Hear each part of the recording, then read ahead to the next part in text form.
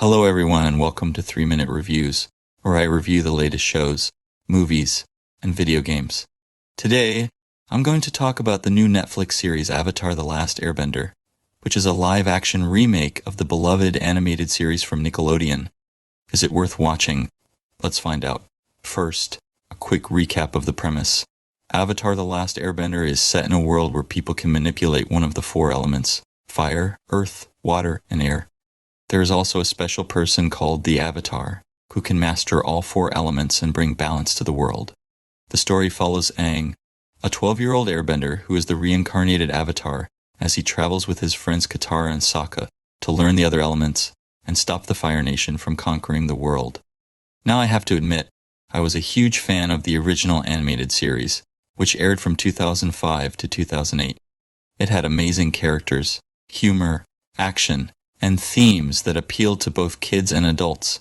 So, I was very excited when I heard that Netflix was making a live-action adaptation, with the original creators involved as executive producers. I had high hopes that they would do justice to the source material and bring it to life in a new way. But after watching the episodes of the first season, I have to say that I was a bit disappointed. Don't get me wrong, there are some good things about the show, but there are also some major flaws that prevent it from being as great as it could have been. Let's start with the positives. The show does a good job of recreating the look and feel of the animated series, with impressive sets, costumes, and special effects.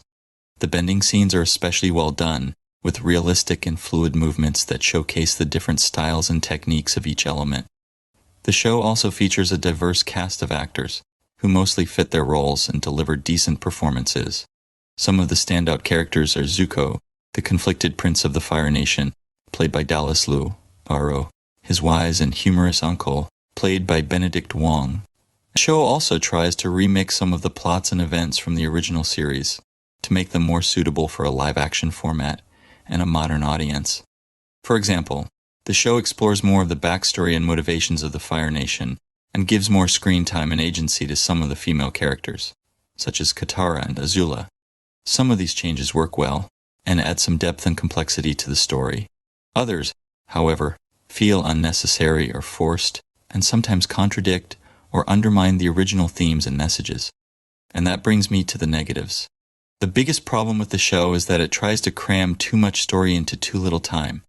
The first season covers the entire first book of the animated series, which had 20 episodes, each about 22 minutes long. The live-action series has only 8 episodes, each about 45 minutes long. That means that a lot of the scenes and dialogues are rushed, condensed, or cut out entirely. This results in a loss of character development, emotional impact, and narrative coherence. The show also suffers from some poor writing, with awkward exposition, cheesy dialogue, and inconsistent characterization. Some of the characters, especially Aang, seem to act out of character or change their personality from one scene to another, without any clear explanation or reason. Another problem with the show is that it lacks the charm and humor of the animated series. The original series had a perfect balance of drama and comedy, with witty jokes, hilarious expressions, and lovable side characters. The live-action series, on the other hand, is mostly serious and somber, with few moments of levity or fun. The show also misses some of the iconic and memorable scenes and characters from the animated series, such as the Cabbage Merchant, the Secret Tunnel song, and the Ember Island players. These omissions make the show feel less faithful and less enjoyable to watch. So, overall, I would give the Netflix series Avatar: The Last Airbender a 6 out of 10.